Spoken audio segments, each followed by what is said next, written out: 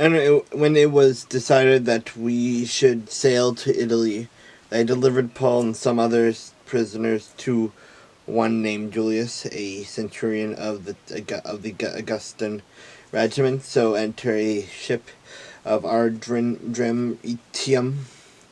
We put it to sea, meaning to sail along the coast of Asia. Aristarchus and a Macedonian of Thessalonica was with us, and the next day we landed at Sidon, and Julius treated Paul kindly and gave him liberty to go to his friends and receive care.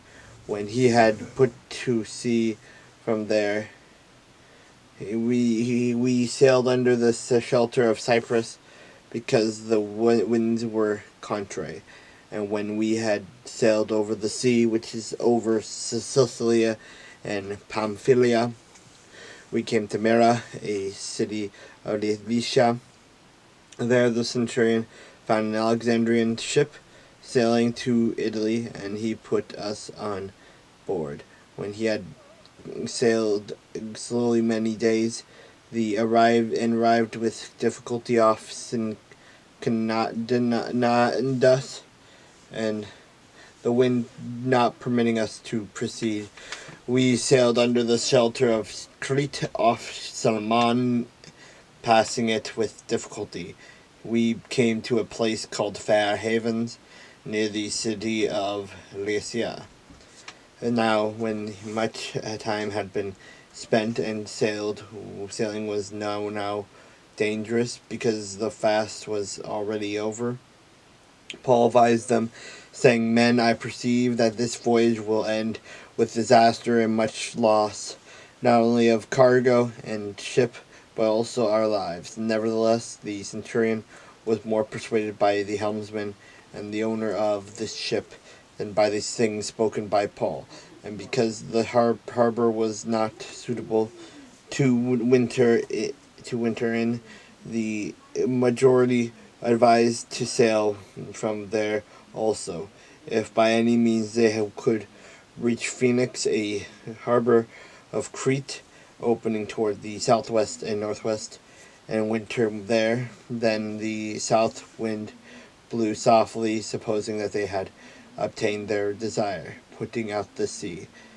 But they sailed close by Crete, but not long after a tempestuous head wind arose, called Eurykylidon. So when the ship was caught and could not head into the wind, we let her drive, and running under the shelter of the island called Claudia, we secured the skiff with difficulty. When they had taken it on board, they used cables to undergird the ship, and fearing lest they should run aground on the Syrtis sands, they struck sail and so were driven. And because we were exceedingly tempest tossed, and the next day they lightened the ship. On the third day we threw the ship's tackle overboard with our own hands. Now when neither sun nor stars appeared for many days, and no small tempest beat on us, all hope that we would be saved was finally given up. But after a long abstinence from food, then Paul stood in the midst of them and said, "Men, you should have listened to me and not have sailed from Crete and incurred this disaster and loss. And now I urge you to take heart, for there will be no loss of life among you, but only of the ship." And there stood by me this night an angel of God, to whom I belong and whom I serve, saying, "Do not be afraid, Paul. You must be brought before Caesar, and indeed God has granted you all those who sailed with you. Therefore take heart, men, for I believe God that it will be just as it was told me. However, we must run aground on a certain island."